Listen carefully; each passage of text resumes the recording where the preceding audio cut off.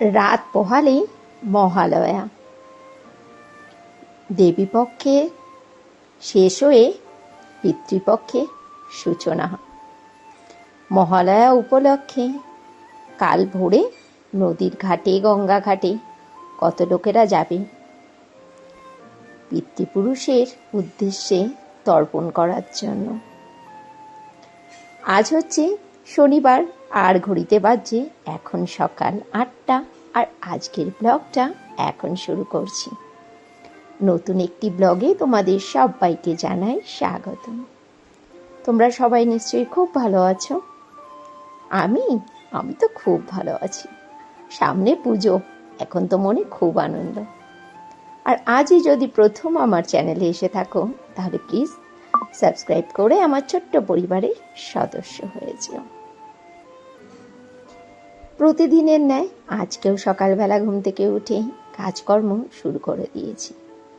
বেশ কয়েকদিন video shoot করিনি, শরীরটাও ভালো ছিল না, আর কাজকর্মেরও এত প্রেশার, যার জন্য কদিন আর ভিডিও শ্যুট করতে ইচ্ছেই করেনি।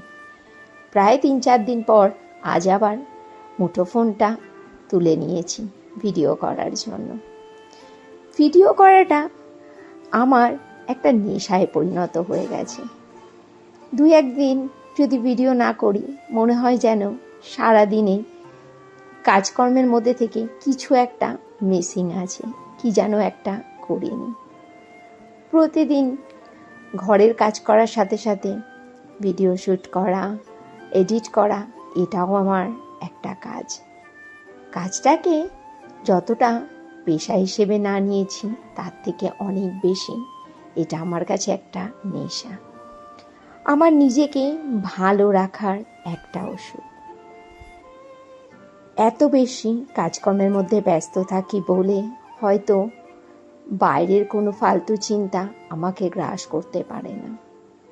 চিন্তা তো অবশ্যই আছে, কত রকমের চিন্তা, সবার চিন্তা আছে। চিন্তা ছাড়া কি মানুষ আছে? টেনশন ছাড়া কি মানুষ আছে বলো তো? মাঝে মাঝে ঘুম যখন ভেঙে যায় তখন মাথার মধ্যে কতগুলো ফালতু চিন্তা ঘোরে। হয়তো বা ওই চিন্তাগুলো না করলেও চলে, তবুও কোথা থেকে যেন এসে মাথার মধ্যে ভিড় করে উল্টোপাল্টা ভাবনা, যে ভাবনার কোনো আগা মাথাও নেই। যে সমস্ত প্রশ্নের উত্তরগুলো খুঁজে বেড়াই হয়তোবা সেই প্রশ্নের কোনো উত্তরও নেই। ফালতুই রাত জেগে উল্টোপাল্টা চিন্তা। আর সারাদিন কাজকর্মের মধ্যে ব্যস্ত থাকি, কাজের মধ্যেও অনেক রকম চিন্তা ভাবনা মাথায় ঘোরে। ছোটবেলায় ভাবতাম যে পড়াশোনা করাটা কতটা কষ্টের, বছর বছর পরীক্ষা দিতে হবে, পাশ করতে হবে, কি টেনশন। বড়রাই ভালো, তাদের কোনো চিন্তা নেই। এখন যখন বড় হয়ে গেছি তখন ছোটবেলায় খুব ফিরে যেতে ইচ্ছে করে জানো। সেই স্কুলের ব্যাগ নিয়ে যখন স্কুল যেতাম, টিফিন টাইমে বান্ধবীদের সাথে কাড়াকড়ি করে টিফিন খেতাম, মাঠে ছুটে ছুটে খেলতাম। স্কুল থেকে এসে তারপরে কোনো রকমে খাওয়া দাওয়া করে ফ্রেশ হয়ে মাঠে খেলতে যেতাম। মাঠ থেকে খেলে এসে ক্লান্ত শরীরে বই নিয়ে পড়তে বসে ঘুমে দুলে দুলে পড়তাম, আর চোখে ঘুম, সামনে বই খোলা। পড়াতে তো মন আসতো না, সারাদিনের ক্লান্তিতে চোখে ঘুম আসতো, কিন্তু পড়া তো করতেই হবে। তখন মনে হতো এই সমস্ত কাজগুলো কত চাপের। এখন জানো, যখন বড় হয়ে গেছি তখন বুঝতে পারছি ছোটবেলাটা কতটা খুশির ছিল। বড়বেলায় এসে এখন ছোটবেলাটাকে বড্ড বেশি ফিরে পেতে ইচ্ছে করে। সংসারে এসে কত রকমের চিন্তা, ছেলের চিন্তা, মেয়ের চিন্তা, সংসারের চিন্তা, টাকার চিন্তা, পয়সার চিন্তা, ছেলে মেয়ের পড়াশোনার চিন্তা, কিভাবে জীবনে দুটো অর্থ সঞ্চয় করব, কিভাবে বাকি থাকা কাজগুলো সম্পন্ন করব, কিভাবে ছেলে মেয়েকে মানুষ করব। না, নিজের জন্য চিন্তা নেই, সবটাই সংসারের জন্য চিন্তা। কিভাবে যে দিনগুলো কেটে যাচ্ছে বুঝতেই পারছি না। দেখো না, মনে হয় যেন সেদিনই তো পুজো গেল। দেখতে দেখতে আবার পুজো চলে এলো, 1 বছর হয়ে গেল। আর দেখো, এদিকে তোমাদের সাথে কথা বলতে বলতে ঘরের কত কাজ করে ফেললাম। দিন তো আর হাতে নেই, ফুরিয়েই এসেছে। আর রাত পোহালেই মহালয়া, বাদ বাকি কাজগুলো কমপ্লিট করে ফেলতে হবে। রান্নাঘরে যেটুকু কাজকর্ম ছিল সেগুলো শেষ করলাম, কলপারে ব্লিচিং দিলাম। ঘরের পেছনেও খুব শ্যাওলা পড়েছিল জানো, ওগুলো ব্লিচিং দিয়ে ভালো করে পরিষ্কার করে এলাম। হাতগুলো জ্বলছিল এত ব্লিচিং দিয়ে।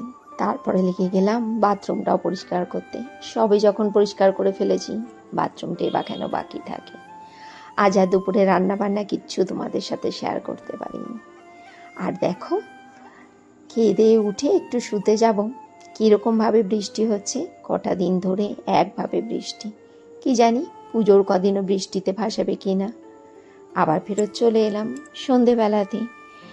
রান্না বান্না করতে হবে তো, আজ যে আমাদের আবার ফিস্ট খেতে হবে, এটা তো তোমাদেরকে বলাই হয়নি। হ্যাঁ, মহালয়ার আগের দিন রাত্রবেলাতে আমাদের এখানে সবাই ফিস্ট খায়। আজ আমার বাড়ির ফিস্টে রান্না হচ্ছে চিকেন বিরিয়ানি। আমার বাড়ির আমরা 4 জন, আর আমার 2 বান্ধবী মৌমিতা আর চম্পা আসবে। চম্পার মেয়েটারও আসার কথা ছিল, কিন্তু মেয়েটাই আসবে না। চম্পা ফোন করেছিল, মেয়েটার খুব জ্বর। এখানে আবার এই সিজন চেঞ্জের জন্য প্রতিটা ঘরে ঘরে জ্বর হচ্ছে জানো। আমার এই চিকেন বিরিয়ানি চম্পার মৌমিতা খেয়ে খুব প্রশংসা করেছে, বলছে দোকানের বিরিয়ানির থেকেও অনেক টেস্টি। বড় বড় বিরিয়ানির দোকানের বিরিয়ানির সাথে ওরা কম্পেয়ার করছে, বলছে সত্যি পিঙ্কি, তোর হাতের বিরিয়ানি অসাধারণ খেতে। এই যে বিরিয়ানির মাংসও রান্না হয়ে গেছে, রাইসটাও করা হয়ে গেছে। এখন এটাকে ভাপে দিয়ে সবাই মিলে একটু আনন্দ ফুর্তি করে নিয়েছিলাম। তারপরে রাতের খাবার দাবার নিয়ে একবারে চলে আসব। এই যে বিরিয়ানিটা ভাপে দিয়ে নিচ্ছি। আমি খুব শর্টকাট বিরিয়ানি করি, খেতে কিন্তু দারুণ হয়। ওটা মাংসটা দিয়ে ওপর দিয়ে আবার রাইস দিয়ে মিঠা আতর কেওড়া জল সব দিয়ে স্টিমে দিয়ে দিয়েছিলাম, একটু ঘিও দিয়েছিলাম। এই যে মৌমিতা চম্পাও খেতে বসে গেছে, ওরা তো খেয়ে দিয়ে বাড়িতে যাবে, তাই ওদেরকে একটু তাড়াতাড়ি দিলাম। চলো খাওয়া দাওয়া শেষ করছি, আর আজকে ব্লগটা এখানেই শেষ করছি। Tata, good night.